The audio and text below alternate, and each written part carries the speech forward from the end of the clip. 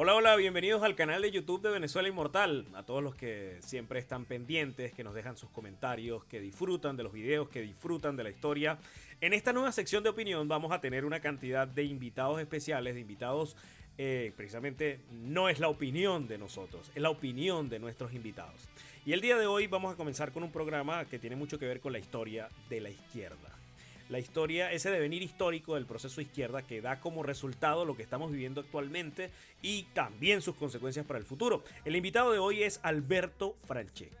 El doctor Alberto Franceschi estuvo muy ligado en algún momento a la izquierda venezolana y conoce a sus protagonistas, conoce muchos hechos, conoce muchas cosas y puede dar una visión muy interesante. Y no solamente por el hecho de conocer a la visión de la izquierda, sino porque también él cambió su pensamiento con la medida del tiempo y pasa a la acera del frente.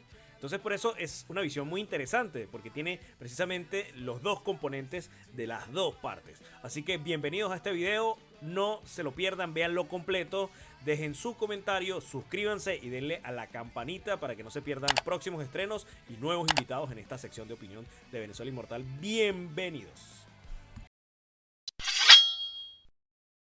Bueno, saludos amigos de Venezuela Inmortal, nuevamente estamos por acá. Vamos a tener hoy una interesante discusión, una interesante conversación sobre todo lo que tiene que ver con el devenir histórico de la izquierda en el país. Un breve análisis. Estoy hoy acompañado por Alberto Franceschi, quien es un analista político, un hombre bastante destacado, bastante curtido en el tema del que vamos a hablar hoy, que es esto que tiene que ver con la izquierda en Venezuela, del romance al desastre. Estamos ya, digamos, esta última generación ha crecido muchísimo con el recuerdo de los partidos políticos tradicionales, la discusión eterna también con lo que pasa actualmente, con lo que es el gobierno de Hugo Chávez y Nicolás Maduro, de dónde viene eso, cuál es el antecedente. En Venezuela Inmortal lo hemos discutido muchas veces, pero siempre es bueno tener una opinión de alguien que ha estado presente, por decirlo así, en todo lo que ha tenido que ver con la creación y muerte de muchos de los partidos políticos del país, que puede dar una opinión certera dentro y fuera de este tema. Bienvenido, estimado Alberto Franceschi. Bien, muchas gracias, amigo Alveare. Mira, ¿y por dónde empezamos? Bueno, primero que nada es muy importante tomar en cuenta que este tema no se suele tocar mucho a nivel público por los partidos políticos porque Ujú. yo no entiendo por qué tienen vergüenza de sus orígenes. Es que Incluso, sí, tienen razones para tener vergüenza. Eso es lo que pasa. es súper interesante que cuando uno discute con un militante acérrimo de cualquier partido político, no tiene ni la menor idea de dónde viene el partido. Entonces, Ujú. asume por el mismo discurso eterno de que es de una tendencia cuando de alguna manera la actuación y el antecedente tiene que ver con otro, que en Venezuela no existe la derecha. Entonces, esta conversación va muy apuntando a eso, ¿no? A conocer todo ese devenir histórico de los partidos. Hace Ujú. poco había una discusión en Twitter sobre el libro que sacó López Contreras en el 36, que era el libro de la izquierda en Venezuela, las actividades comunistas en Venezuela 1936, y muchos académicos decían que ese libro era apócrifo, que eso realmente, esa información no tenía ningún sentido, la gente de los partidos políticos peleando diciendo que eso era mentira. Entonces, por eso viene a colación y por eso la importancia de esta conversación, para conocer esos orígenes y cómo han ido mutando los partidos a lo largo de todo el siglo XX y, pues, por supuesto, lo que va del siglo XXI. Yo prefiero incrustarlo en el análisis global, lo que yo haya podido hacer o no Ujú. hacer. Mira, yo creo que nadie tiene, no es que nadie, pocas personas conozco en Venezuela, pero no la tos, pero una reacción alérgica a medicamentos. Tranquilo. Este, Pocas personas que yo conozca han dilucidado el tema del historial, de la historia de la izquierda y su evolución desde el ángulo donde realmente hay que colocarlo, que es en la dialéctica de imperios, en la, Ujú. digamos, visión internacional de los procesos, porque si hay algún país que tuvo volcado a la lucha ideológica mundial, fue Venezuela. Era un país muy abierto. Habían otros tanto o más que nosotros como Chile, Argentina y Uruguay, pero eso tienen que ver con, digamos, con la evolución propiamente de la evolución política europea de la socialdemocracia, etcétera, ¿no?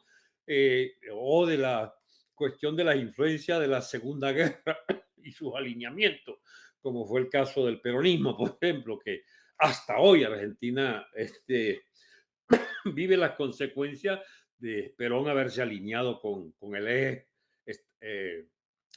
¿cómo se llama? Hitler Mussolini. Digamos, ese es un tema que no estamos hablando de la izquierda en el Cono Sur, vamos a hablar de la izquierda en Venezuela. Pero Venezuela sí tuvo desde el origen, tres vertientes, y es primera vez que me pongo a pensar en esto, sinceramente, no creas que es un análisis que yo tengo hecho o redondeado, es una cosa, algo espontáneo a partir de tu pregunta, de tu preocupación. Venezuela tiene tres grandes orígenes, la izquierda que conocemos, desde o el estalinismo de la Unión Soviética y sus variables posteriores a Stalin del eurocomunismo, o tiene un origen nacionalista en la evolución de Acción Democrática y todos los desprendimientos que tuvo por la izquierda, y hay la variante, llamémoslo así, ecumenista, Vaticano II, porque si no, Copey se nos escapa para una especie de derecha tradicional. Eso no es así. Copey ha venido a hacer la representación última de todos los operativos de la Iglesia para tratar de adecuarse al mundo de la posguerra, que incluye una revisión fundamental de dogmas importantísimos, cuál es el papado de Juan Pablo II, pero antes incluso de la propia evolución de la Iglesia en los años 60, a partir del concilio ecuménico Vaticano II. Y ese concilio generó, o digamos, despertó digamos, las corrientes políticas que se asociaron a lo que es una especie de socialcristianismo militante de izquierda, verbi gracia, digamos, las comunidades de base de la iglesia en Brasil, que originaron posteriormente el lulismo y el PT brasilero, emparentado con la socialdemocracia, pero su origen es las comunidades de base de la Iglesia Católica, o tiene fenómenos incluso tempranos más radicalizados, como el cura Camilo Torres, su propuesta de guerrillas y asociaciones de la izquierda cristiana en Venezuela, Almir, simpatizando, pero desde lejito con la guerrilla, bueno, no se llegaron a meter. Vamos a hablar a favor de ello, porque ya la guerrilla agonizaba y no iban a ser tan pendejos de meterse en una guerra muerta. Exacto. Y la otra operación fue, pues, por supuesto, estalinismo, nacionalismo y entonces la iglesia. Y en el nacionalismo, por supuesto, la vertiente originaria es la evolución de Acción Democrática desde la izquierda comunista, que lo fue, porque Betancourt fue cofundador del Partido Comunista de Costa Rica y su jerga inicial fue estrictamente marxista. Bueno, basta con ver el plan de Barranquilla, entre otras cosas, el discurso, bueno, estos papeles casualmente que dicen que son apócrifos, que fueron los papeles que les quitó el Servicio Secreto de Inteligencia de Juan Vicente Gómez a Raúl Leoni mientras estaba no me acuerdo en qué país, creo que estaba en Colombia, y le quita estos papeles y realmente el verbo que ejercen dentro de estos papeles es una cosa impresionante, o sea, son básicamente unos muchachos guerrilleros en tiempos donde todavía la guerrilla no está instituida en Venezuela.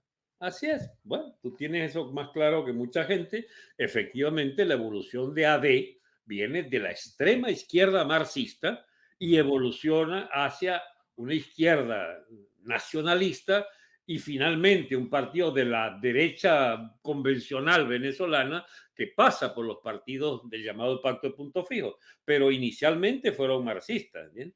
Y bien, lo cual yo no voy a estar aquí a jugar nada, sencillamente es un retrato de la evolución histórica de ese partido y de sus ideas. De allí nació el MIR, de allí nació el PRN se llamaba, aquel de la segunda escisión del año 72, del señor... Bueno, es que hubo un montón de divisiones pero las tres fundamentales fueron las del grupo ARS, sí. la del MIR y la del movimiento prietista. El MEP. El MEP. Bueno, que Ese, fue a su vez otro bastión de la izquierda, pero un poco más hacia el centro, de ambición electoral del proceso. Ya la claro. guerrilla estaba en bancarrota y entonces puedes exhibir un, programa, un panorama de los años 60 donde hay un COPEI lleno de contradicciones internas porque había una competitividad, una competencia de los factores estos ligados al digamos, a la izquierda católica, llamémoslo así, Ujú. y otros sectores que eran más tradicionales. Caldera siempre representó el sector más tradicional, pero el propio Caldera es ministro de, ¿cómo se llama?, del Trabajo en 1937 y hace la primera ley del trabajo desde un punto de vista de lo que ellos llaman la justicia social, que es, digamos, primera defecio teórico pues, del cristianismo después de la Segunda Guerra. Bueno, fíjese, Ahora, hay una cosa bien interesante, bueno, que siempre se ha condenado mucho y que es una de las cosas que más le condenan no solamente a Juan Vicente Gómez, sino a López Contreras y posteriormente a Medina Angarita, que es esa persecución de la izquierda, donde dicen ellos que había un mundo ya que se estaba planteando multipolar, entre otras cosas, con el ejercicio de las guerras, pero que una de las cosas que más le achacan a estos gobiernos es la prohibición de los partidos de izquierda. ¿Por qué cree usted que eso se estaba dando así en el contexto venezolano de ese tiempo? porque eran reaccionarios, sencillamente no toleraban Mm, ninguna propuesta a su izquierda, ujú. digamos, en el terreno de la lucha de clases, como era en lo que marca el eje de acción democrática inicial y la posterior fundación de la izquierda. Pero hay un fenómeno que en Venezuela no es que se desconoce, sino que se trata por todos los medios de ningunear, que es la presencia viva del estalinismo soviético en Mm. la evolución del movimiento político venezolano. Bajo órdenes estrictas de Stalin, los partidos comunistas del Comintern, de la Internacional Comunista inicial y del Cominfor luego, son propuestas teóricas de estricta conveniencia de la burocracia degenerada soviética, que habiendo roto con el marxismo y habiendo generado la piltrafa teórica del socialismo en un solo país, y del abandono de la lucha de clases a nivel mundial para consagrar todos los movimientos que ellos inspiraran en movimientos tutelados a favor de los intereses de la burocracia rusa, de la burocracia soviética, perdón, bien determinó que en la temprana fundación del PC nace estalinizado. No tuvo siquiera la suerte de otros partidos comunistas donde hubo una lucha intestina de una izquierda, por ejemplo, que habían ganado los bolcheviques y en Alemania hubo una fuerte izquierda O sea, representada por el Partido Comunista este de Pío Tamayo, entre otros, es un partido comunista estalinista. ya era estalinista, porque de Ujú, su fundación misma, los Machado, Farías, ujú. etcétera, eran del PC ruso prácticamente. Eran espías, chicos. Eso carajo eran espías rusos en Venezuela. Y entonces montaron una estrategia que fue dando vuelcos zigzagueantes de acuerdo a los intereses de Stalin y de la propia burocracia rusa. Son entonces antifascistas furibundos, cuando Stalin es antifascista, o se hace antifascista en Europa. Pero hay el pacto Stalin-Ribbentrop, Stalin-Hitler, en el pacto de Ribbentrop, pacto de amistad soviético-Hitler, soviético-alemana, y rápidamente dan un vuelco tremendo hacia, digamos, el enemigo fundamental es entonces los Estados Unidos. Y en ese halo anti-norteamericano, donde ya estaba colocado desde el gomecismo, el lopecismo, el medinismo, y también Acción Democrática, Jiménez y Acción Democrática en un futuro. O sea, el pro-yanqui no se abandonó en Venezuela desde principios del siglo hasta hoy. Bueno, hoy sí, porque el chavismo estuvo divariando ahí unos 10 años, pero ya están disciplinándose ya. Entonces, la tesis esta de que somos una agencia rusa en la política venezolana, nadie puede desconocerlo, porque están, pero miles de documentos que reflejan eso. Cuando Stalin entonces debe entrar en la guerra, porque Hitler lo traiciona, se voltea y le declara la guerra a la URSS y empieza la invasión, da otra voltereta más y entonces vuelve otra vez el planteamiento antifascista y pro-yanqui en la guerra. De manera que la política de los estalinistas a nivel mundial, estoy hablando, y a nivel venezolano, estrictamente fiel a esa concepción, hay que aliarse con el ala proamericana de la burguesía, con los gobiernos pro-yanquis de América Latina. Y la explicación, por cierto, del peronismo es que no se afilió y la conducta del Partido Comunista Argentino es de una vergonzosa capitulaciones, digamos, a los intereses de Estados Unidos en Argentina, al punto que, digamos, bueno, digamos, llenan de basofia a todo el gobierno de Perón y a las sucesivas propuestas nacionalistas de Perón, porque el Partido Comunista llegó hasta desfilar con el embajador yanqui para tratar de evitar el triunfo electoral de Perón el 48. Con la consigna de Perón era Braden o Perón, o sea, o el embajador yanqui o Perón. Bueno, ese rastro histórico de esa propuesta, bueno, nos queda, digamos, Y, desamparada. ¿Ah? y estos muchachos que prácticamente ninguno había salido del país ya para antes del año de los años 10, de los años antes del año 28, antes, que después pasan a ser, digamos, los estudiantes de la generación del 28, donde había de todo, porque ya había de todo, no solamente habían como marxistas, sino también había de todo un poquito. ¿De Ujú. dónde sacan esas ideas estos muchachos? ¿De dónde estaban llegando esas ideas a Venezuela en ese momento, digamos, crucial después de 1917 y de todo lo que pasa en la Europa de la Revolución Rusa? ¿Cómo empiezan a llegar esas ideas a Venezuela?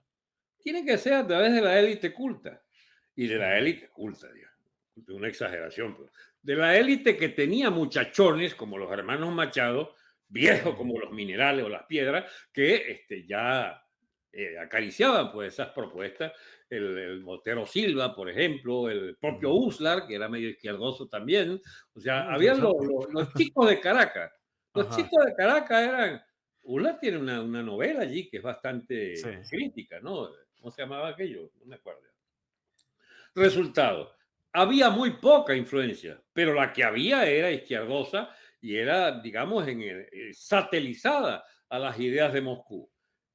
Al punto entonces de que toda esa orientación pro-yanqui de los Mm, partidos comunistas agarró al PC en un cruce histórico contra Acción Democrática inicial, porque el Partido Acción Democrática, que el PDN, etcétera, y la primera gestión de Betancourt ahí en una elección municipal en 1941 en Caracas, en pleno medinismo, encuentra a un PC prácticamente semi-integrado al gobierno Medina.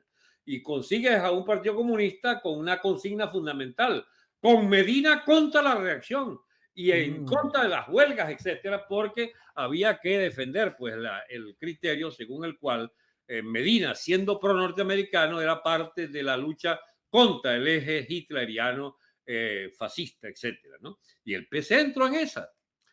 Entró en esa. El ujú. Partido Comunista, digamos, de otros muchos países también hicieron lo mismo. Y la marca de cada una de cada una de especificidades de esta orientación general hacia América Latina, las vas a encontrar en, digamos, en ese juego político que consistía en alinearse con esa ala pro-yanqui de la burguesía de cada país. La excepción es Argentina, precisamente, porque Perón es anti-yanqui y Claro. entonces juega a la No, neutralidad. y Perón también tiene, Argentina tiene una historia previa, Perón bastante compleja, que es, digamos, pasa de ser una de las potencias económicas mundiales, pasa a tener ciertas crisis que quizás no había experimentado, y la convulsión social en la Argentina del entonces es distinta a la del resto de los países latinoamericanos, que de alguna manera siguen siendo exageradamente rurales. Entonces, quizás la comprensión de la política y la comprensión de lo que venía de Europa a veces Ujú. era distinto, incluso en una Venezuela tan rural como la Venezuela de los 30 de los Así 40 es. que era una Y cosa. Argentina era lo opuesto. Argentina era Sí, fuertemente, digamos, urbana y obrera, proletaria. sí, En Argentina hay fenómenos como 1919, creo, la Semana Trágica, que es una insurrección obrera, pero fortísima. sí, Era muy parecido a Chile. Chile también era muy, muy, digamos, urbano y bien europeo en la evolución política. Esa izquierda pro-yanqui, que es el Partido Comunista, fíjate tú que colide contra el Partido Acción Democrática, que era, digamos, que no estaba en esa órbita rusa, ok. estaba más bien en una onda nacionalista, igual que O al fin y sea, al cabo podría venía. decirse, porque eso también lleva a a revisar algo que es muy interesante, ¿no? La ruptura de Acción Democrática o la ruptura de Rómulo Betancourt con Fidel Castro, que se dice que es por no desavenencias, no desavenencias ideológicas, sino por una forma de hacer la izquierda a su estilo. Eso puede de alguna manera caber dentro de este escenario. No, muy poco. Muy poco porque en Mm, realidad, como Rómulo se hace anticomunista militante desde los tiempos de Medina, porque el PC era un partido medinista, chico, y él era antimedinista, era Rómulo, él quería su democracia formal, etcétera. Es la ujú, izquierda que, moderada por el APRA peruano, ¿entiendes? ujú, Y por otros partidos nacionales. A veces parece más a Gaitán, ¿entiendes? mm. Que a una derecha eh, normalizada ya. Hay el gran ideólogo, el gran amigo de Rómulo Betancourt es Muñoz Marín, que era un agente yanqui en Puerto Rico. O sea, no hay una traza. En el más, digamos, eh, Claro, el mayor pero reducto por izquierdo. ejemplo, un Fidel Castro joven, por supuesto, que ya tenía de alguna manera la influencia de este señor Juan Bosch, había visitado o había intentado visitar Venezuela para verse con Betancourt antes del Bogotazo. Y casualmente no se pueden ver porque se iban a ver después en Bogotá cuando ocurre el Bogotazo. Esa relación, ¿a qué responde esa relación entre un Fidel Castro que ya desde ese momento tenía algunas nociones de ser marxista, tutelado también por un tipo como Juan Bosch, que era un líder socialista dominicano reconocido, Sí, y pero con un Betancourt que sí, estaba en ese pero momento. no era el Ajá, guerrillero Fidel Castro, ni mucho menos. claro. Era un alborotado de izquierdoso Claro, nacionalista. era líder estudiantil todavía. Nacionalista, Ajá. ¿entiendes? No había la filial moscovita, ¿entiendes? El propio Juan Bosch sería injusto decir que era, digamos, un filo comunista. Era un izquierdista parecido a Betancourt. Al fin Ujú, y al cabo eran gente que se entendía con códigos, todos anti-yanquis sí eran, más o menos, no era pro-yanqui Acción Democrática en los años 40, ¿entiendes? ujú, Ni Bosch tampoco Fidel. Ahí estaba la coincidencia, en que era un fenómeno ujú, nacionalista, pero no ujú, eran marxistas comunistas. ¿Entiendes? Ahora ujú, bien, esta evolución de Acción Democrática que rechaza el gobierno Medina, participa en el golpe del 45, monta el gobierno provisional aquel, pero ya había entrado el PC en bancarrota, por la sencilla razón de que Acción Democrática se coge el escenario de la lucha de clase del clasismo obrero y campesino también, de las ligas campesinas, y excluye al PC como un partido de élite. Mira, no es casual que los hermanos Machado eran de la aristocracia caraqueña, o claro, sea, es que incluso tipos, y yo creo que me salgo un poquito del tema, pero sirve como ejemplo también. Tipos como Carlos el Chacal viene de una familia también bastante acomodada. Y eran, los tres hermanos eran Ilich, o sea, era todo el nombre de Lenin. Ilich, Vladimir Lenin, eran los tres nombres de los locos. Y estos tipos venían de una familia bastante acomodada. O sea que quizás la izquierda, más allá que de las bases sociales de la gente, de los trabajadores y todo lo demás, que habla el discurso marxista, estos venían de una clase más aristocrática. sí. Por eso hay una buena clasificación que hacían los marxistas de que eran realmente liderazgos pequeño burgueses. ¿Entiendes? La guerrilla es un fenómeno pequeño burgués, no es obrero. Sus métodos son de lo de la pequeña burguesía radical, no es lo de la clase obrera, ni mucho menos. Y si hay una especie de raíz campesina, por definición el campesinado nunca fue una clase independiente, no era de métodos obreros, era un campesinado siempre con el caudillo radical izquierdista que podía reunirlos o impulsar sus luchas, pero era su máxima aspiración era propiedad privada, las reformas agrarias, etcétera. No era digamos, irrupción en el escenario de la lucha de clase para proponer un Estado, digamos, socialista, ni mucho menos.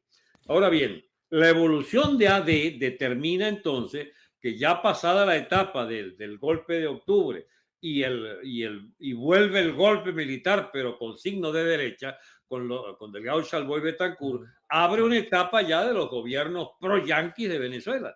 Y la lucha contra Pérez Jiménez es una lucha contra la vertiente yanqui de la política.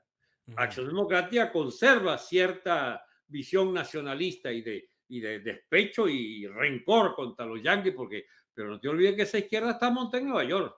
El famoso pacto Punto Fijo, etcétera, se hace en Nueva York. Claro. Caldera, recién llegado, Jovito, que estaba allá, y Betancourt, que No, fue. y que Pérez Jiménez, o sea, realmente Pérez Jiménez tenía con los Estados Unidos más unas relaciones tensas que otra cosa, porque Así hubo era. Porque, muchas etapas fueron bastante tensas entre los Estados Unidos y el y, gobierno de Pérez sabe, Jiménez. y conoce la razón. Pérez Bueno, Jiménez era, Pérez Jiménez era nacionalista. claro, por supuesto. Incluso hay en varias oportunidades, tanto en el Congreso Anfictiónico del año 56 como en varias oportunidades de negociaciones de armamento, entre otras cosas, hay amenazas directas del gobierno de Pérez Jiménez al gobierno norteamericano. ¿Sí? Muy a pesar de que le habían dado la medalla del Congreso Mm. en Caracas. A Entonces, su vez, el problema también ajá, es que en la propia política yanqui había evoluciones y tendencias, ujú, etcétera, que comprendían o negaban esos hechos de la realidad. Acuérdate que Perimene viene de la escuela de Chorrillo, claro. de los militares peruanos nacionalistas, lo que Sí. termina generando a Velasco Alvarado en los años 70. Velasco Ibarra, ¿no era? No, ese era No, de Velasco Ecuador, Alvarado. Ecuador, ese era de Ecuador, sí. Sí, Velasco Alvarado es el militar izquierdista que Ah, peleó con los yanquis, se armó ujú, con armas rusas, etcétera, y ujú, fue, bueno, no, nunca peleó directamente contra Estados Unidos, pero les ujú. nacionalizó la Occidental Petróleo, hizo una reforma agraria bastante fuerte y bueno, y peleó contra los bancos, etcétera. O sea, hay un fenómeno interesante en Perú que siempre fue más evolucionado que Venezuela en esto de la política y de la lucha de clases, ¿no? Y en este tema, sobre todo hablando ya después, bueno, nos habíamos ido a la época de Pérez Jiménez, pero hay algo muy interesante que es el primer ensayo de acción democrática en el gobierno, que es el ensayo del 45, el ensayo, lo que le llaman el trienio, que tuvo cosas muy, digamos, a mi juicio, muy similares posteriormente a los primeros años del gobierno de Chávez, ¿no? Los problemas con la iglesia, los problemas, las directivas las directivas de la educación pública más enfiladas a lo que era el Estado docente y toda esta Sí. cosa como medio sovietizante. Ese ensayo de 1945 de una acción democrática que usted dice precisamente que era más nacionalista, ¿a qué responde si tenía, digamos, bastantes cosas de la izquierda más internacional posible? Es una especie de prietismo adelantado, ¿entiendes? Porque esas son las banderas de luego que Prieto conserva y Gonzalo Barrio y Ujú, antes León y Betancur habían enterrado. En realidad, ese programa de Acción Democrática del 45, pero no te puede extrañar porque el contexto mundial ujú, era el de las ideas de izquierda que bajo el esplendor ¿cómo se llama? Del aura soviética, del triunfo de la guerra, etcétera, permitió o indujo a que toda Europa tuviera gobiernos de coalición con el Partido Comunista. O sea, esa es la vertiente venezolana, digamos, aterrizada con una pobreza de un Partido Comunista y una gran fortaleza del nacionalismo adeco, que se permite hacer un gobierno como el del 45 con programa de izquierda propiamente dicho. ¿Bien? Bueno, y lo que pasa es que, bueno, lo que pasa es que también antes del 45 Acción Democrática no era un partido tan grande. Es más, se hace nacional con el gobierno del 45, porque era un Bueno, partido bastante o relativamente pequeño dentro del contexto que más el PDB creo que era el que tenía una mayoría bastante interesante, mientras que Acción Democrática más bien era un partido más reaccionario y de alguna manera por eso no lo participa era, encabezando. no era reaccionario, era un partido nacionalista de izquierda. El lenguaje de Betancourt, el problema es que estamos hablando de pulga y de golpe se atraviesa una cucaracha. O sea, digamos, era así, era muy pequeño, pero los otros eran más insignificantes todavía. Ahí el único importante era el partido de Medina, Ujú, donde está Bular Pietra, ahí atrás de gran gestor, y ujú, el partido militar era la componente fundamental de la lucha política. El grueso de ujú. todas las conspiraciones y toda esa vaina, ese era el escenario natural. Por eso Claro.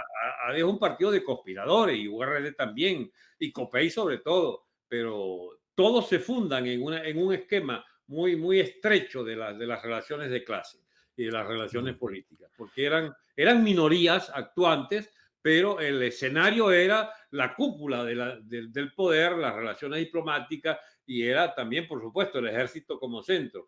La Y iglesia tampoco tenía gran peso, fíjate tú. La Y por iglesia qué va a tener- rompe, ¿Ah? y por qué rompe Acción? Por ejemplo, Acción Democrática participa con los militares en el 45. Ajá, ¿Por qué rompe entonces los militares? Primero porque se unen, porque sí entiendo que había una situación militar bien complicada y bueno, había una situación política por la locura de Diógenes Escalante, entre todo ese escenario sí, que pasó, en fin, un montón de cosas. sí. Pero llama la atención entonces la ruptura entre los militares y Acción Democrática. ¿Cuál fue el ejercicio que hizo Acción Democrática para que los militares entonces rompieran con ese escenario que en un principio habían apoyado? Hay una especie de mesianismo militar temprano, que acuérdate que los militares habían, digamos, regido la política venezolana a lo largo de todo el siglo. Y la pretensión de sacarlos del primer escenario, bueno, no les gusta. Ellos quieren estar en el papel decisivo que estaban con López Contero y con Gómez, 40 años, ¿entiendes? Del siglo XX. Claro, pero si no hubiese sido más fácil entonces desplazar a Acción Democrática desde el mismo año 45 antes de dejarlo No, 3 años de gobernar. no, porque ellos prefirieron dejar una experiencia donde se verificara el carácter procomunista, decían ellos, de Acción Democrática, y donde ellos eran la conservación de la élite. En esa época no había esa discusión de las vías democráticas, las vías... Venezuela era una sucesión de insurrectos y de golpes de Estado. La discusión esta de las vías legales y democráticas y constitucionales, eso no existía como discusión. Ellos insurgen porque eso está en su naturaleza, ¿entiendes? Los militares van al poder porque los han desplazado. Betancourt es un líder un poco polémico que no les da todo lo que ellos quieren. Y entonces dice, bueno, mejor un gobierno nuestro sin este carajo. Y lo sacan porque más que lo sacan, impiden que Gallego siga en el poder, porque ellos no dan golpes. Había, no sé, bueno, yo he hablado, o bueno, he investigado mucho sobre todo el tema de este señor Pérez Jiménez. Y él decía algo muy interesante en las entrevistas que él brindó en alguna oportunidad, que una de las cosas por las que los militares empiezan a romper con los partidos o con el partido de gobierno, con Acción Democrática, es el tema de que nunca, primero, nunca se desarmaron a los combatientes que participaron civiles del 45, que esta gente seguía armada, incluso Caldera en alguna oportunidad se queja en la prensa de que existían lo que llamamos nosotros después los colectivos, que era que pasaban echándole plomo a los mítines políticos. Pudo responder esto y era una práctica o común o se estilaba en ese tipo de gobiernos como el del 45 quizás en Latinoamérica o en Venezuela. Eran fenómenos marginales que pueden haberle servido de excusa para una batalla de fondo a los militares Ujú, que en realidad querían era ser el eje del poder, como lo ujú, habían sido desde todo el siglo. Y bueno, y Betancourt es una interrupción donde ellos deben haber percibido, pero no por los colectivos, deben haber percibido cómo el centro de decisión del Estado no estaba en manos de ella, sino de partidos políticos, de Acción Democrática en este caso. Hacen elegir a Gallego, y Gallego es peor que Betancourt en el sentido de que tiene una representación popular genuina del casi el 80% gana las elecciones Gallego. Entonces hay que quitarse encima un partido hegemónico como Acción ujú. Democrática que Gallego no era ningún izquierdista, ¿eh? Gallego era un hombre más de medio pelo ahí. Era, era un tipo, para mí era un tipo, un intelectual prestado a la política, pero quizás no tenía mucho manejo de lo que es el gobierno como tal, ¿no? O no sé. Ni de eso y ni de otras cosas. Gallego era incapaz de pensar con maldad sobre el tema de Ujú, conservar el poder, etcétera. Y lo votan a los 8 meses. O sea, Gallego lo votan porque viene del partido de Betancourt. No era porque fuera betancurista, porque ujú. Gallego tenía rivalidades con Rómulo. Eran dos Rómulos, pero uno era distinto del otro. O sea, la rivalidad Gallego contra Betancourt, más o menos se mantuvo viva siempre, ¿no? El maestro Gallego se impone porque el ala antibetancurista era muy fuerte en AD y Ujú. llegó a ser representada por Gallego en el 48. Pero ahora tienes que tomar en cuenta que también Rómulo algo habrá que creerle en lo de su inhibición política, porque si Rómulo hubiera querido, se hacía reelegido, pero él inventaba Ujú. unas vainas que terminaban enredando. Claro, claro, Como, claro. y No, ninguno se debe presentar. evidentemente Betancourt era un animal político. Así es. Quizás es el papá de los animales políticos ¿Sí? del país. Eso es una de Él las cosas que. consideró que después sería más fácil que él volviera, como efectivamente ocurrió. Claro, le tocó esperar 10 años, pero Betancur es electo con absoluta legitimidad el 59, ¿entiendes? Sí. Y no a partir de una turbulencia del avatar político 48-49. En todo caso, a ver, Acción Democrática entonces fracasa en retener el poder el 48 y va a la clandestinidad.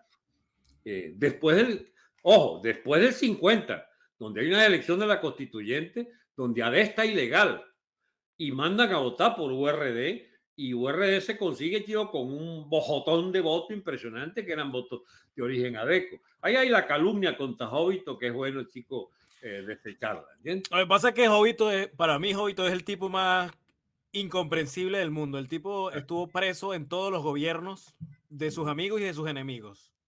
Y Pero así como... eso de que Rómulo de Vaina, de que Jovito vendió esas elecciones, es una coñamadrada. No pudo haber vendido. Sencillamente, los militares le resultaba un estorbo, un líder civil. No, incluso el mismo Pérez Jiménez reconoce en una entrevista con Eduardo Poleo que él se llevó esas elecciones, que él se robó esas elecciones.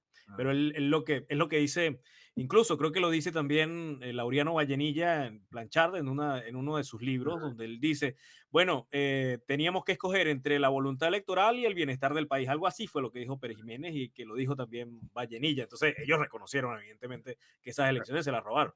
Ahora, te voy a ser franco. Yo no soy ningún demócrata recalcitrante, ni mucho menos.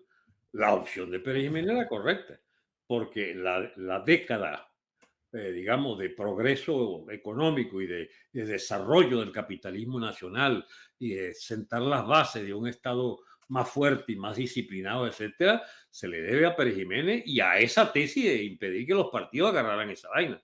Pero eso pertenece a la diversidad. Eso es harina de otro costal, pero llama poderosamente la atención que es la unión. Ya se supone que hay de alguna manera una ruptura entre Acción Democrática y el Partido Comunista, se unen en los 50 nuevamente para luchar contra el gobierno de Pérez Jiménez desde los Estados Unidos siendo anti-yanquis, que es una tesis bastante compleja, es un arroz con mango dentro de la teoría política en Venezuela, y posteriormente Acción Democrática en los 60 vuelve a romper con los comunistas y esta vez los persigue tal o peor de lo que los persiguió Pérez Jiménez en la década Porque anterior. ya había terminado el ciclo, ya se habían hecho un partido yanqui, Claro. democrática. Por eso hay la ruptura del MIR.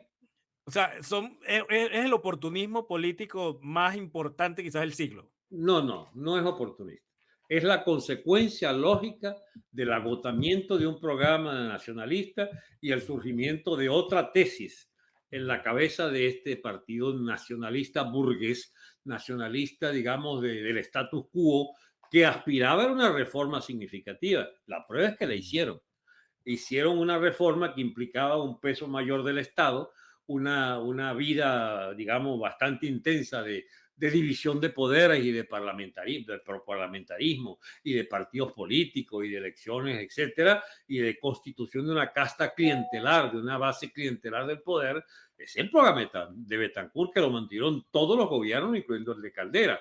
O sea, y el MAS iba para ese terreno también. Solo que mientras tanto, Adé tuvo que entonces expulsar la izquierda, que era marxista, ¿entiendes?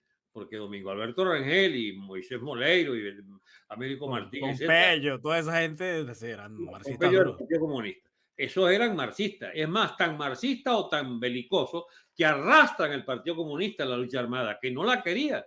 Y terminaron enredados en la lucha armada y por eso son los primeros en salirse del Partido Comunista. ¿Bien? El año 63 ya está saliéndose el Partido Comunista. Bueno, que el año 63 fue uno de los años más violentos quizás que hubo. Hubo más de 1.300 atentados en todo el país, en una cantidad enorme, una lista larga que tengo por ahí una de las mayores canalladas que ha hecho la izquierda es aquello de mataba a un policía diario. Pero esos pobres infelices policías de rolito, chico, en una esquina ametrallado como venganza, ¿entiendes? De clase. La izquierda ha hecho barrabasadas únicas en la historia. Yo no, solamente los montoneros sean iguales o peores décadas más tarde, pero Acción Democrática realmente repugnante. Vaina, ¿cómo se llama? El MIR en esa, y el MIR y el PC, por supuesto. Y Ahora, esa... Ajá. No, no, sí, adelante, adelante. a su vez, esa izquierda de ruptura contra Betancur y contra el sistema político del betancurismo, y que el pacto Punto Fijo, más bien de ADECO y URD, que por cierto, y el oportunismo es de URD, que facilita desde su izquierda, con Fabricio Ojeda, una insurgencia, digamos, hacia el terreno de los pro-guerrilleros, de los pro-cubanos, porque realmente el parteagua es la revolución cubana, que se mete otra vez en la lucha política en Venezuela, y ya no es Stalin, que ya estaba muerto hace 10 años antes, sino la división es por o contra Cuba, por o contra Fidel, por o contra las medidas de la Cuba socialista, por o contra Valle Cochino. Acuérdate que es 61, la invasión de Valle Cochino, por o contra, digamos, una diplomacia independiente de Venezuela. Acuérdate que el primer punto de ruptura es que el urredista Ignacio Luis Arcaya, que era el canciller, rompe con su gobierno, el gobierno de Betancourt, para defender a Cuba en Punta del Este. Claro. En la conferencia donde estaba Che Guevara, etc. Sí, que no querían declarar a Cuba como un estado terrorista, una cosa de esas. Sí, sí, que querían segregarlo, querían echarlo de la OEA, etcétera, etcétera. Entonces, ahí empieza otra vez el debate internacional, solo que con Cuba como eje como terreno de disputa fundamental. No ya Europa y la Guerra Fría, etcétera, etcétera, que había marcado la primera etapa del siglo, mejor dicho, el segundo tercio del siglo, sino que el último tercio lo marca la Revolución Cubana. Y la Revolución Cubana nos depara, bueno, las desgracias actuales. ¿Bien? Claro, Porque, y cómo, o sea, hay algo, porque a partir de ya de la década de los 60, todo lo que tiene que ver con el periodo de alta intensidad, de baja intensidad de la guerrilla, después lo que es la desmovilizar a los guerrilleros de alguna manera, y bueno, no sé si eso a juicio de la historia quizás es un error o no, que haber metido a los guerrilleros a la política, y muchos de ellos quizás no pagaron ni siquiera cárcel y que empiezan a convertirse en diputados, empiezan a convertirse en senadores, empiezan a convertirse en partidos políticos. ¿Qué opina usted de esa situación? que la respuesta es, para analizar ese fenómeno de esos Ujú, años 60, 70, vas a tener que saber los resultados de Colombia con ujú, el Petro actual y toda el plan, más que con Petro, con el propio, ¿cómo se llama? El presidente, este chico, Santos. ¿Ah? ajá, El Santos, que es el proponente. Y en última instancia Uribe también, que es partidario de toda esa peste del acuerdo con la guerrilla para fortalecer la institucionalidad colombiana. Por supuesto, Uribe con más decoro, ¿entiende? Que Santos, que era su ministro de Defensa y monta esa estafa de los acuerdos con la FARC, pero ya Petros es la oficialización de esos acuerdos y digamos, el abandono de toda legitimidad en la lucha contra la delincuencia guerrillera, porque, bueno, Petro es un delincuente de la guerrilla insurrecta, que haya sido de la vertiente no marxista, sino de la vertiente del nacionalismo del M19, etcétera, ¿no? no, Caldera es el que de alguna manera empieza a darle la oportunidad a todos los que estaban en la guerrilla de participar en la política y de alguna Por- manera empiezan a crear partidos políticos. De ahí vienen varios partidos políticos sí, importantes. Creo que el más viene por ahí, por esa zona o entre otros partidos, ¿no? Caldera es el Papa Francisco en los años 60. Ujú. Es un capitulador obsecuente a todo lo que sea un acuerdo con los izquierdosos, ¿no? Y con los insurrectos, etcétera. Eh, Popeye evoluciona o involuciona, como lo quieran ver, de acuerdo al ángulo que se coge, hacia una especie de izquierdosos católicos. ¿Entiendes?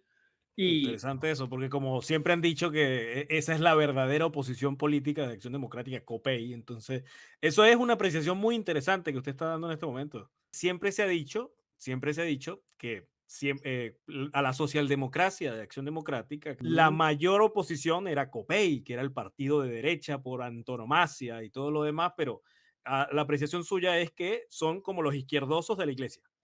así es que, escúchame, el herrerismo, que es el mejor momento de Copey, es Ujú, la personificación, el gobierno herrerista, de la izquierda copeyana.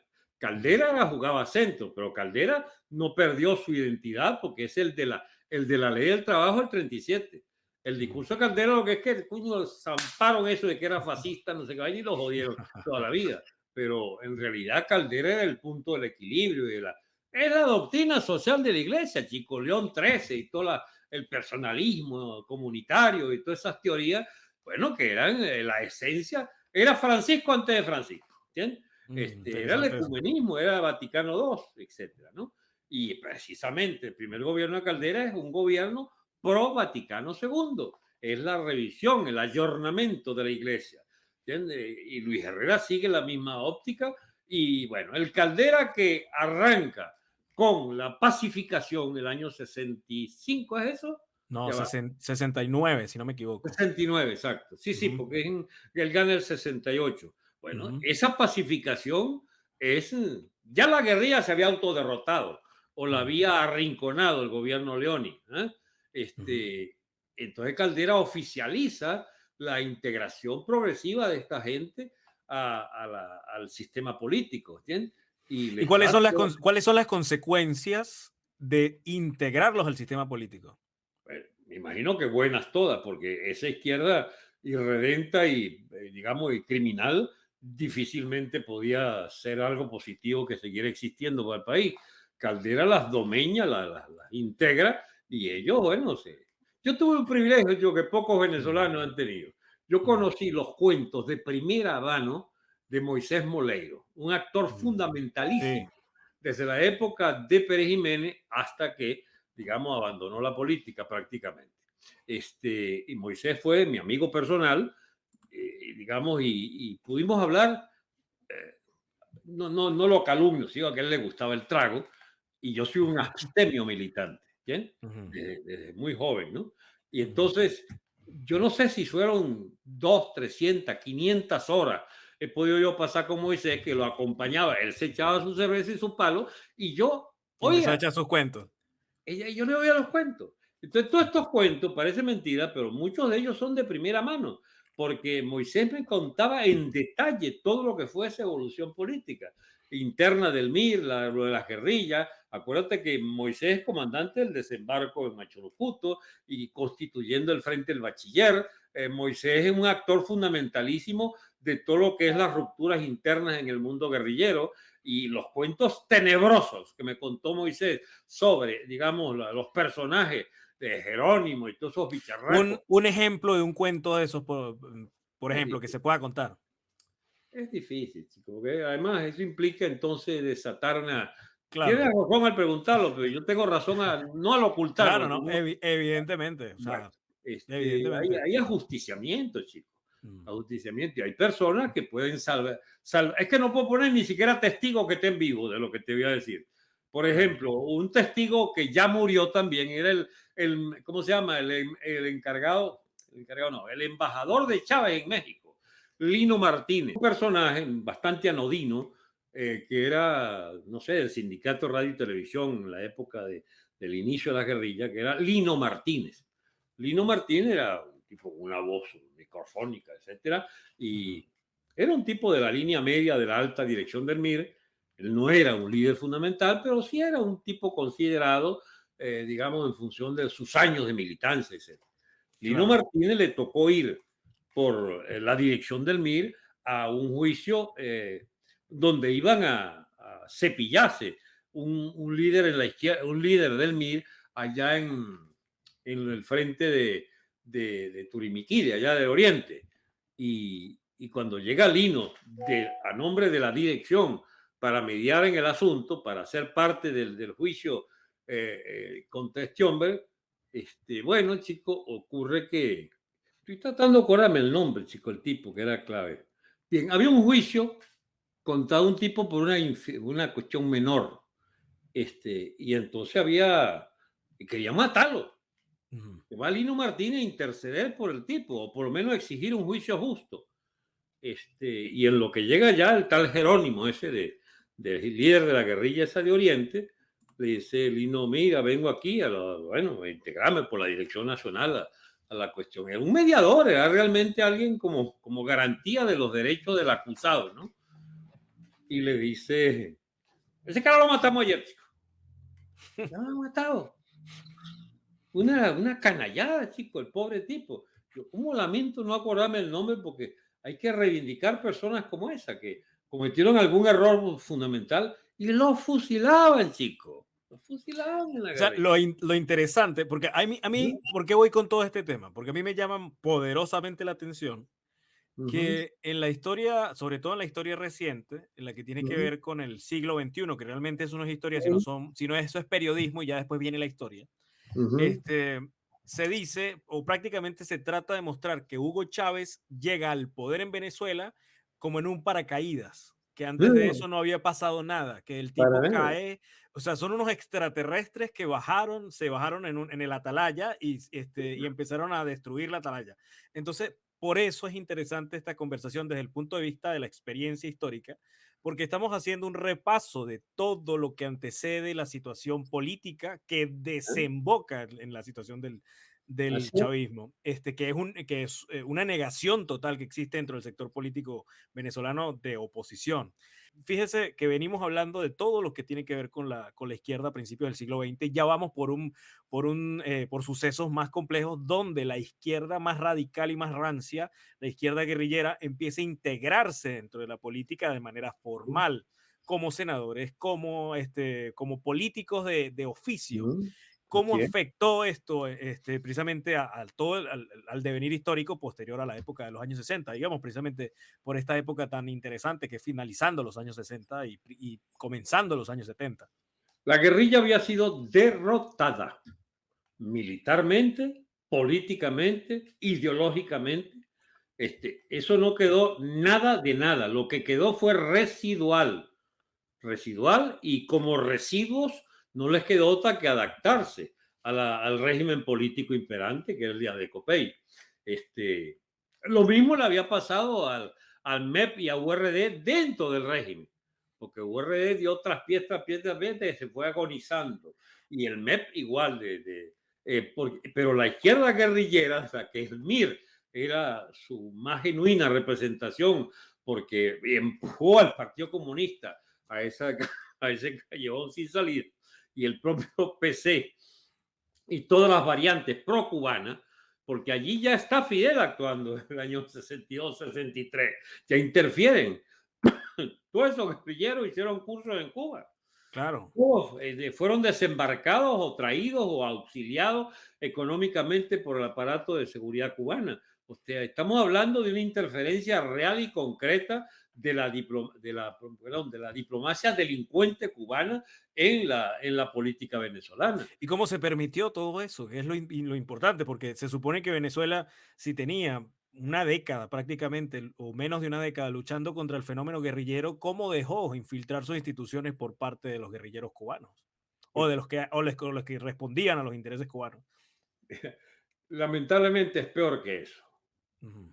Es la estupidez política de Acción Democrática, COPEI, etcétera, que permite que un caudillejo de segunda línea, un indisciplinado, un, ¿cómo se dice? Un pirata, chico. Chávez era un pirata, un militar pirata. Había entrado tal pléyade de personajes en esa Fuerza Armada, sin ningún control, sin ninguna selección, que, bueno, burlando todos los cánones tradicionales de la disciplina. Acuérdate que es un ejército que se viene pudriendo en los años Mm. 60, 70. ¿Bien? Es un ejército acostumbrado, primero, que su lucha antiguerrillera fue una lucha, digamos, bastante irregular. La guerrilla era irregular, pero eran tan o más irregulares que la guerrilla. Habían, digamos, sectores del ejército que funcionaban, ¿cómo se llama?, coherentemente, disciplinados, etcétera, y había toda clase de fascinerosos, sobre todo en la policía política, la DIGEPOL y luego la DICIP para el El exterminio, CIFA y todas esas cosas. exterminio de la Ujú. guerrilla. Entonces, cuando la izquierda cuenta las barbaridades que se hicieron contra presos políticos, el asesinato, por ejemplo, de Jorge Rodríguez, es un asesinato, chico, de la policía política del régimen. Y es más, no es que pum, lo mataron, es que se les fue la mano en la tortura. Y al tipo, chico, se le va la mano y se les muere en plena tortura. Bueno, Este, e incluso aparece un tipo como Alberto Lovera encadenado no, no, en... ese sí fue de la primera etapa de las barbaries de la, de la, de Sí. la, de la DIGEPOL, ¿no? Bueno, esa DIGEPOL dictaba la pauta, chico, de la conducta del Estado frente a la guerrilla. Entonces, ¿cuál es la diferencia y cuál era la lucha que se mantenía a nivel político? O sea, ¿cuál era la diferencia entre una DIGEPOL o un CIFA a la diferencia con una Dirección de Seguridad Nacional de Pedro Estrada?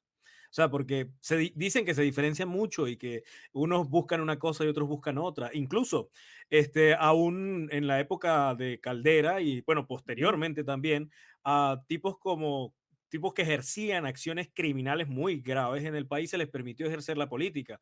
Mientras que, por ejemplo, en el año 68, un derrocado, Pérez Jiménez, es inhabilitado de por vida y a perpetuidad para ejercer cualquier cargo político en Venezuela. Entonces me llama la atención por cómo inhabilitan a este señor, pero no inhabilitan políticamente a los que lanzan golpes de Estado o a los que de alguna manera participan de manera criminal dentro de hechos concretos en el país.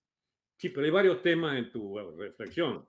Ujú. No me pongas a escoger entre la seguridad No, no, nacional no, no, no, no, no, y para nada. es Yo que hay la duda.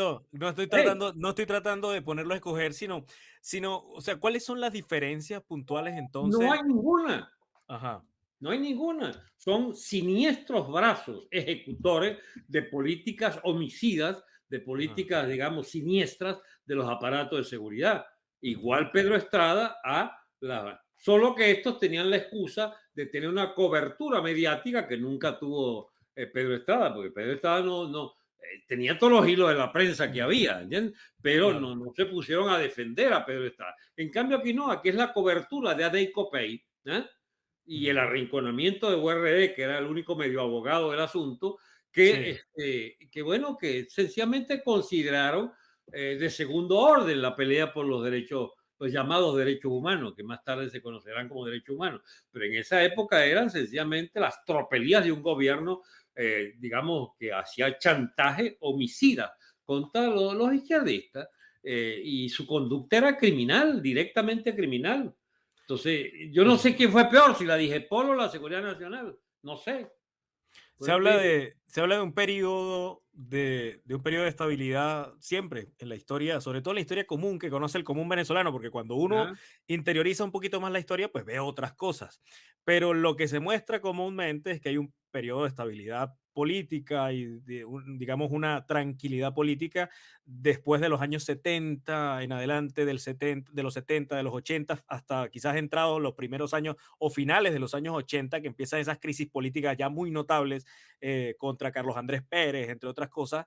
Eh, ¿En qué momento empieza a desquebrajarse todo esto que se viene montando desde los años 60 y los años 70 de esa estabilidad? ¿Y cómo participa la izquierda en esos procesos?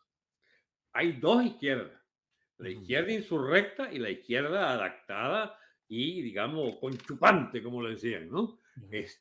Si tú quieres la versión de esa izquierda insurrecta, tienes que entrevistar a este amigo, ¿cómo se llama, chico? El único izquierdista guerrillero por ahí sobreviviente que tiene un partido, bandera roja, ¿cómo se llama? Eh, Ajá. ¿Cómo se llama, chico? Ahora lo buscamos.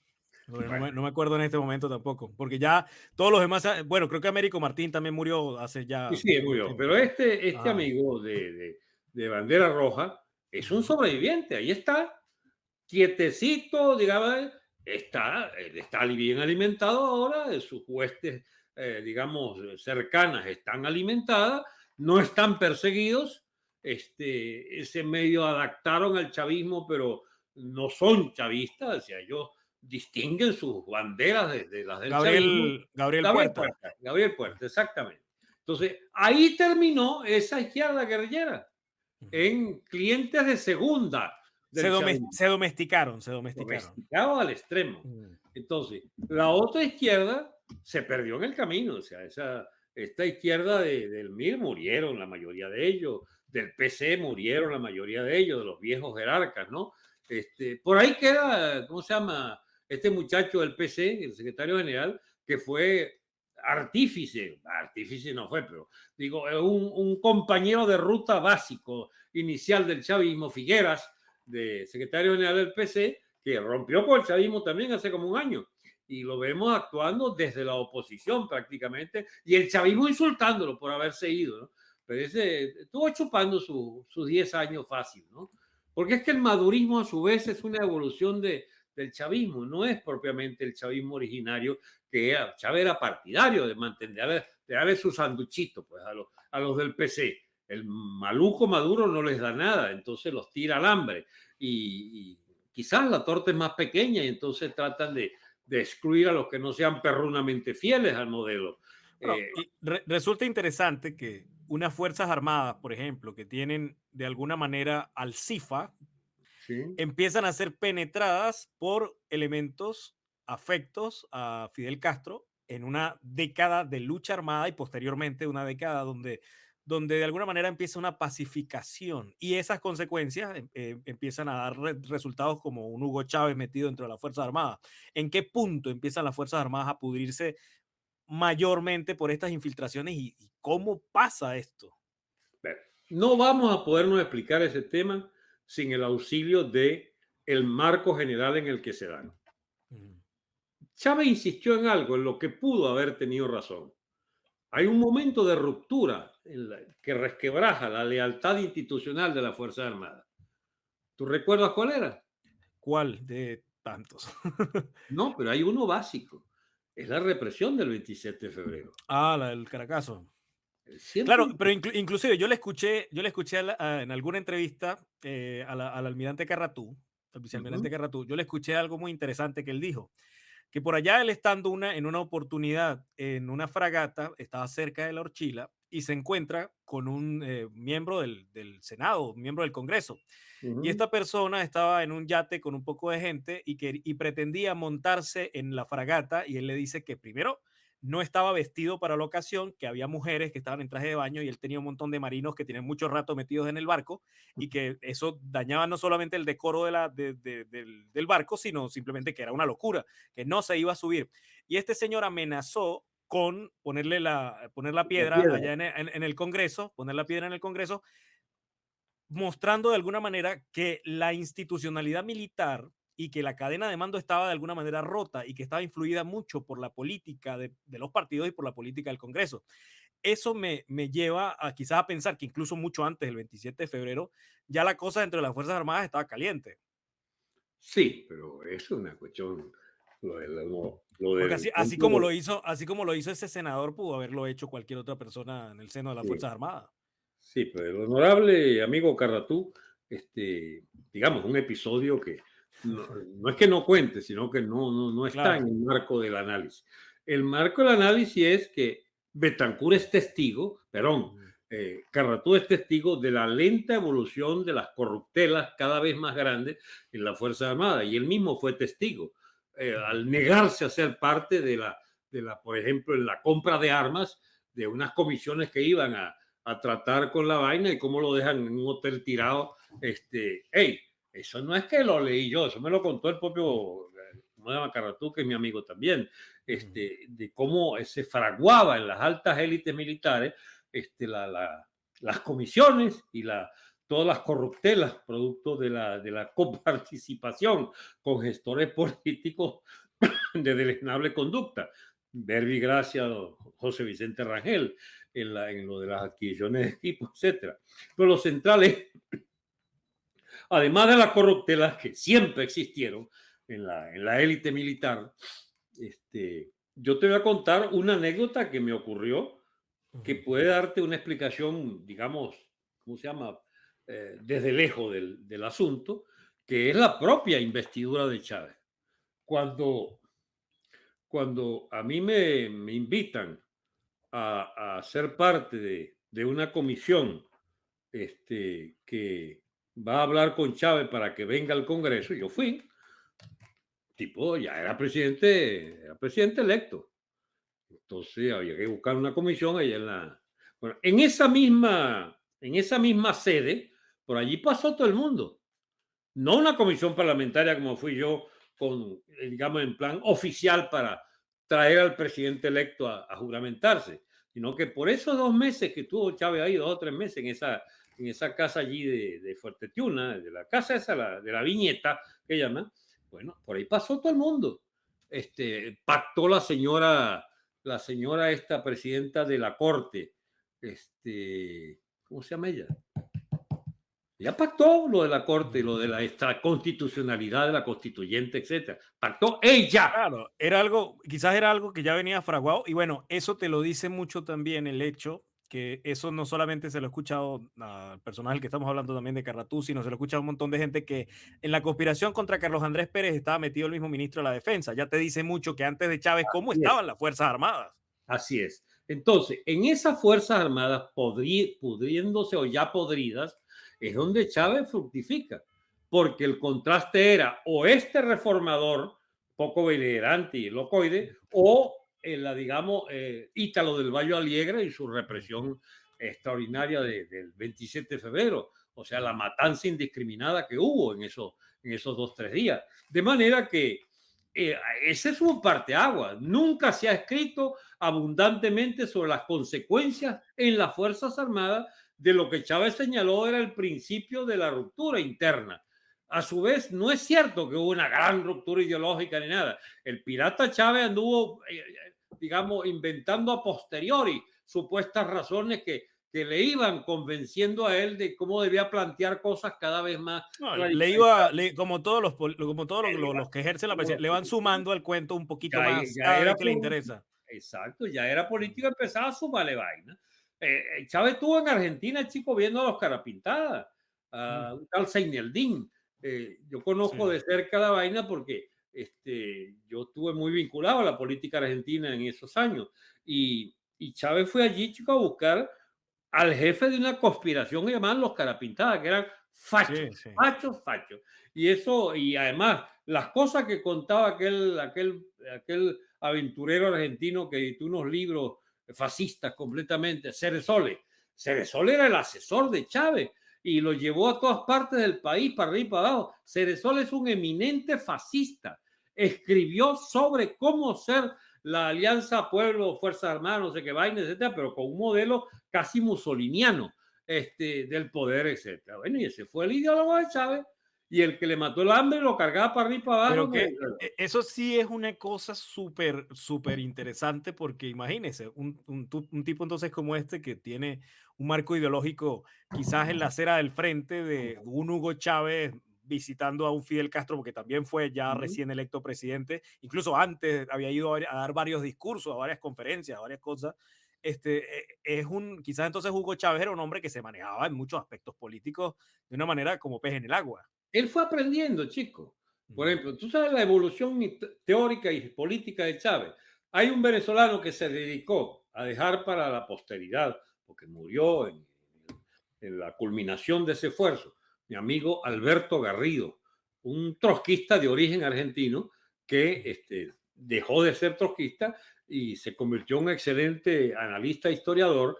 Él era de la Fundación Cisneros. Yo conocí de cerca muchas cosas a través de mi amigo y mi tocayo Alberto Garrido. Alberto Garrido tiene un descuartizamiento teórico de todos los programas y tesis de Chávez, chico. ¿Entiendes? Y con él Interesante. aprendí muchas cosas que están escritas. Hay una colección de, no sé, 3, 4, 5 libros de Garrido sobre el problema. La hija tuvo que venirse a Estados Unidos porque no le gustaba a alguna gente las cosas que dijo su padre, ¿no?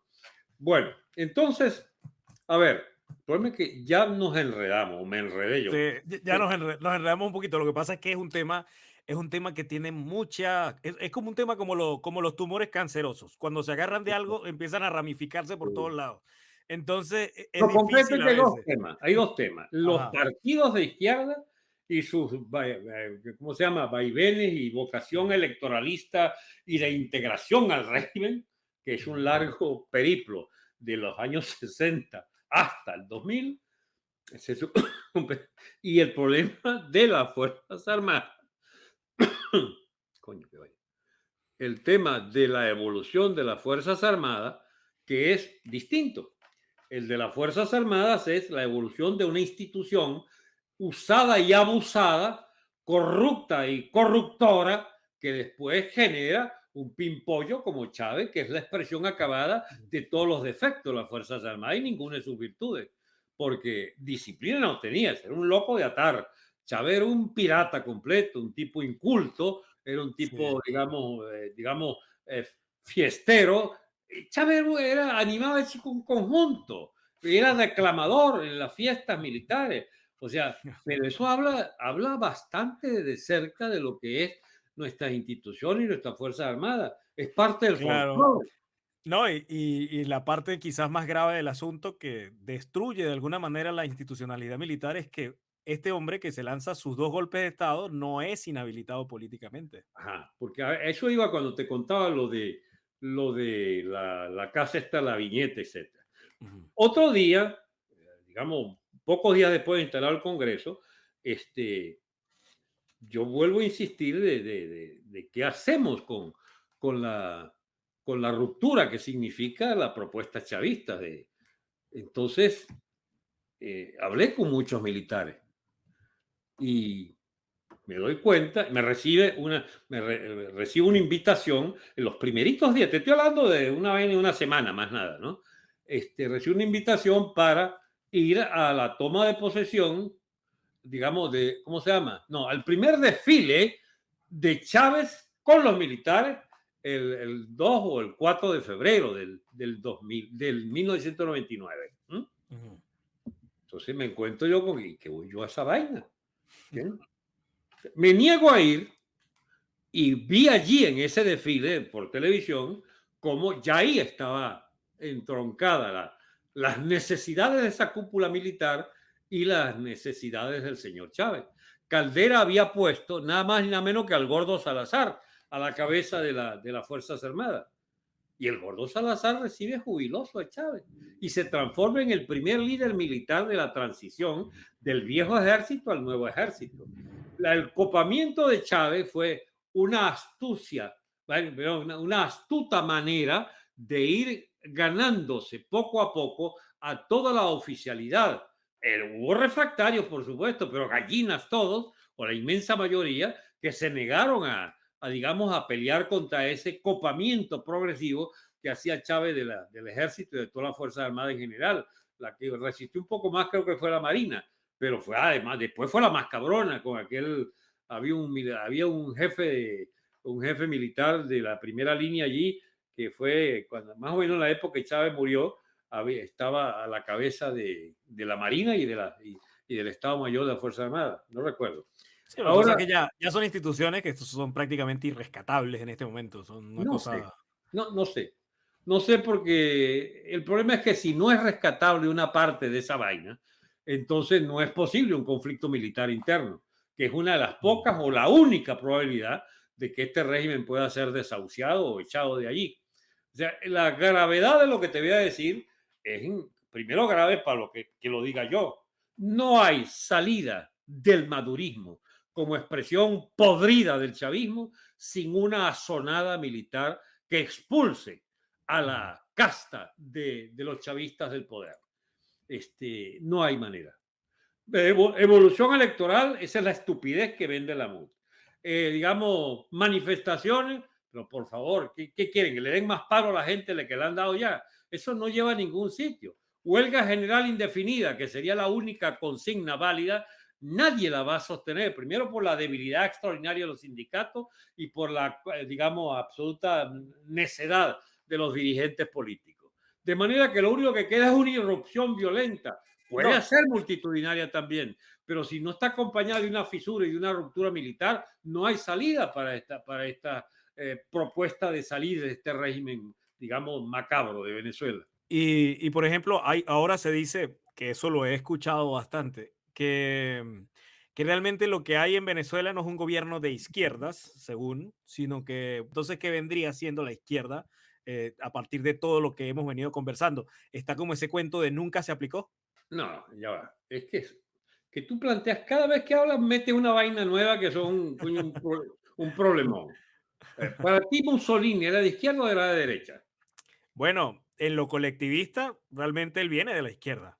Ajá, no solo viene, era la izquierda. Mm, Era el director de Unitachico de Italia. mm, ¿Bien? Y los camisas negras son los colectivos chavistas. mm. Los camisas pardas, no sé qué carajo era el color de ese tipo. Mussolini evoluciona, ¿sí? A unas astucias parecidas a las de Chávez. Y hubo una toma de Roma, el año 22, creo, la marcha sobre Roma, que ya configura un cuadro de crisis para el régimen y el rey capitula y va y entonces monta a Mussolini en el poder. Pero su trayectoria de 4 o 5 años, desde el inicio de su condición de diario izquierdista, que lo pide Mussolini, y de militancia comunista, hasta, además, el fascismo es social fascismo. Social fascismo es una definición a la italiana de lo que el nazismo en Alemania era nacionalsocialismo. Entonces, que la izquierda chavista sea, digamos, simpatizante inicial de los carapintadas, que eran fachos, que sea, digamos, es más, pero la propia definición del régimen castrista. ¿Acaso el régimen de Castro es de izquierda, por lo que quedó del castrismo? ¿Qué es esa porquería de régimen cubano? Una dictadura totalitaria de la peor especie, un Es régimen una monarquía casi, prácticamente. es una ruina como Estado. ¿Qué queda de izquierda? Mira, lo que pasa es que no queremos admitir a nosotros mismos que todo ese discurso se acabó. Todas las formas políticas del siglo XX se acabaron, se extinguieron. Y la izquierda es una de esas definiciones que se extingue. Yo no me podría calificar de estas izquierdas para nada. Ya también renuncié a haber sido de izquierda en el pasado, pero Dios mío, es que esta es una mugre completa. No hay manera de ubicarse ideológicamente en estos debates de la actualidad. Izquierda, el loco Maduro de izquierda, pero por favor, ¿qué tiene Maduro de izquierdista? Y mira, y el propio Petros, ¿qué es Petro?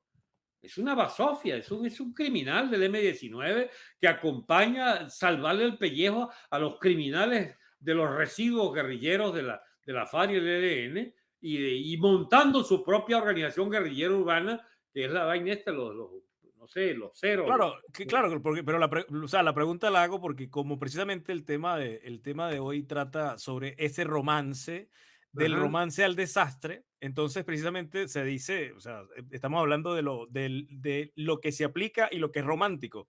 Entonces, es decir, que lo que se aplica nunca ha sido lo que ha venido con el romance. Nah, eso fue una estafa, chicos. Siempre fue una estafa. Cuando jugaron a ser románticos, cuando jugaron a ser héroes y cuando jugaron a ser estafadores de oficio.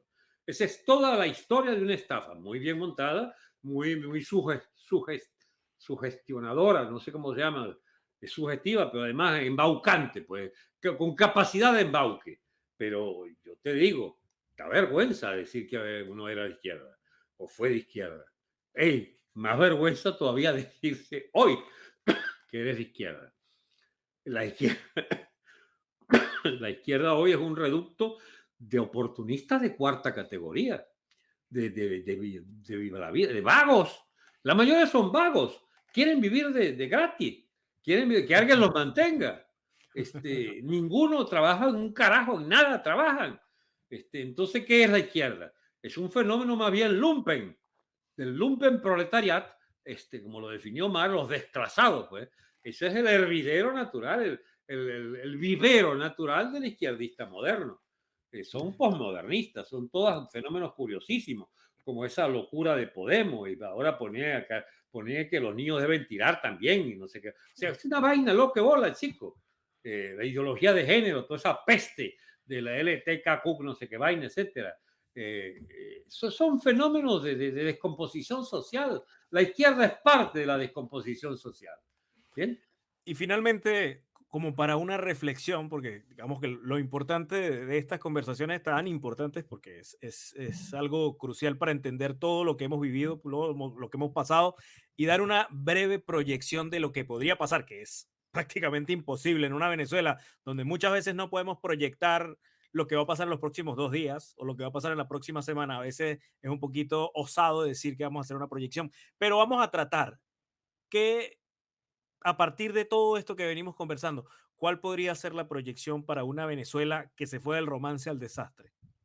No puedes nunca proyectar algo sin volver atrás siempre, Ujú, para verificar lo que tiene. ¿Bien? ujú, Venezuela tiene que pensar seriamente que aquí en este punto estamos por las cagadas de Betancourt, las cagadas de León, las super cagadas de Caldera, las cagadas de ¿cómo se llama? Luis Herrera y de Carlos Andrés. Y ¿Quién? Lucinchi, que se salió de la Ah, lista. que me escapó Lucy. O sea, ese historial Mm, de cosas, algunas buenas, y el grueso, piraterías de todas clases, y la evolución, pero lo que está atrás de eso es lo peor, que es la mezquindad intrínseca de la élite económica venezolana. Amigo, nosotros somos parte de una evolución histórica donde unos rapiñadores de oficio asociados al Estado, en lugar de montar empresas, libre comercio, libre producción, libre vaina, libre precio, etcétera, ayudado por el asistencialismo y los controles estatales, montaron un modelo económico capitalista ultra parasitario y ultra clasista, digamos, y negador de las leyes básicas de la economía de mercado. Y tenemos entonces un Estado putrefacto con una burguesía putrefacta. Y digamos, el colmo de esa vaina, lo culmine de toda esta vaina es ¿cómo se llama? Los bolichicos. Los bolichicos es la personificación de toda la degeneración de la burguesía y de la complicidad del Estado para hacer ricos, hipermillonarios, chicos, a los hijos y nietos de los grandes parásitos de la economía capitalista. O sea, eso no podemos negarlo. Yo te estoy diciendo esto, eso significa que a mí no me darán jamás $1 para hacer campaña por un carajo. Como yo no quiero ser candidato a un carajo, me importa muy poco los fondos, ¿no? Pero yo prefiero, chico, morirme con las botas puestas de que esta cagada de régimen político es la hechura, digamos, perfecta de nuestra burguesía decadente, chico, y rapiñadora de oficio, profundamente clasista y profundamente incapaz y pirata. Y entonces, bueno, a clase dominante pirata le corresponde una burguesía pirata, a una burguesía pirata le corresponde una clase política corrupta y una élite militar hipercorrupta. Eso fue lo que generó el derrumbe de Venezuela como nación civilizada. ¿Y dónde están los remedios? Me imagino que en parte de esa burguesía, en parte de esa Fuerza Armada, en parte importante de esa clase media, que habiendo visto cómo se acabó todo y hay que reconstruir todo, entonces volverán a imaginar otro país con otras ideas y otras personas para que encabecen esas luchas. Por eso yo no niego ningún terreno de lucha. Lo que sí te voy a negar es los que ya se comprometieron a ser sostén de hipócritas y alabarderos y cobardes, ¿cómo se llama? Cabrones de este régimen madurista. Toda esa izquierda, toda esa vaina, toda esa mood, todos estos politiqueros de oficio. Esa es la basofia de la sociedad venezolana, chicos. Hey, la cosa es más seria de lo que la gente cree. no, Venezuela está al evidentemente. borde de dejar de ser una nación civilizada y de ser una especie de patio de, ¿cómo se llama? De insurrectos de todo tipo. El siglo XIX apunta de Sí, nuevo. Un siglo de irredentos cayéndose a pedradas unos contra otros y donde reina el bárbaro más audaz. Esto así da es. temor hasta decirlo, pero mira, chico, Así es la es. que estamos 6 millones de emigrados. ¿Te parece poca desgracia? Esa Una es una cantidad cosa, enorme, eso enorme. es el principio de la pérdida de la nación como tal. Así es. Y entonces, a ver, ¿qué podemos hacer desde la emigración? Yo sigo hablando, pero ¿qué más puedo hacer? Si yo pudiera tener 100 veces más público, digamos, y parecerme a una persona como el querido amigo Milei, por ejemplo, de Argentina, desde las fronteras del liberalismo económico, a condición de que me apadrinaran, pero yo no ando aquí pidiendo real. Yo sé que yo tengo negado los recursos económicos porque yo soy la antítesis de esa burguesía parásita de Venezuela. Y a mí me hicieron así, siempre. Este no va para el baile. Me negaron en Venevisión. ¿Cómo se llama? El primero que me hundió fue el bicharraco este, ¿cómo se llama? Cisnero. Después vino Alberto Federico Rabel con su Globovisión y me envainó también más todavía. Les convine unos meses ahí mientras yo era el que más hacía bulla, entonces me tenían en la pomada, ¿no? De la publicidad. Después me convertí en digamos, en un indeseable para los medios de Venezuela, para el Nacional en particular. Después, inicialmente, me dieron unos artículos, unas páginas, una vaina, unos títulos, y después me negaron hasta el agua. Y en el Claro. exterior, los sucesores de Globovisión, encabezados por el Citizen y compañía, yo me había coleado con un tipo que era ahí parte de los directivos ¿cómo se llama esto? De EBTV, y entonces me dieron un programito, tuve un año ahí, y apenas pudieron me sacaron de esa vaina. Me sacaron porque no era guaidocista, no era promut, no estaba en la operación de sacarle unos reales al Departamento de Estado para negociar un status quo ahí de la oposición mayamera con la oposición en el interior. Son vainas siniestras, chicos, las que hay en esa oposición, en el exilio también. O sea, Así no es. creas que la gangrena no siguió. La gangrena está campante y sonante en todas partes, incluyendo la emigración. Ahora, Así es. feliz aquellos que nunca perdemos el optimismo. Así es. Así es. Bueno, muchísimas gracias, estimado Alberto. Realmente ha sido un placer haber compartido este tiempo con usted, hablar de ese devenir histórico y todo ese proceso que para las personas que van a ver que están viendo este programa, eh, realmente es interesante, es un público que le interesa mucho este tema y hay veces que no lo puede quizás escuchar o ver de una manera tan precisa y tan fácil de comprender. Hay veces que se pasan mucho, las personas que escriben sobre estos temas tratan como de que esos libros solamente queden entre amigos y compadres porque más nadie los puede leer o porque más nadie le interesa leerlo de la manera en que lo escriben. Y bueno, para mí ha sido un placer haber compartido con usted y haber compartido con su equipo de trabajo. Realmente le agradezco muchísimo por estar conmigo en Venezuela Inmortal y espero que no sea la primera vez, sino, no sé, que no sea solo una vez, sino que esta sea la primera vez de muchas. Sí. Eso es bueno dejar apaciguar esto, a ver qué rendimiento tiene, ¿no? Y bueno, no sé, un mes, 3 semanas, 4 semanas Por podríamos supuesto, volver a ver. por Queda supuesto. pendiente un tema que resalta. Chávez, ¿Cuál? cómo llega Ah, Chávez al poder. por supuesto, eso es tema, eso es tela y yo creo que con ese, nada más con ese tema sería un programa completo, porque eso sí es Así. bastante complejo y eso es un tumor muy profundo y está metido en todos los órganos. Y pues sería bastante interesante poder conversar sobre eso. Entonces, ¿Eh? bueno, le doy las gracias por haber estado acá y bueno, nos despedimos para una próxima oportunidad. Muchas gracias a los que lo hicieron posible y nos vemos en otro programa en Venezuela Inmortal. Chao, chao. Gracias, amigo.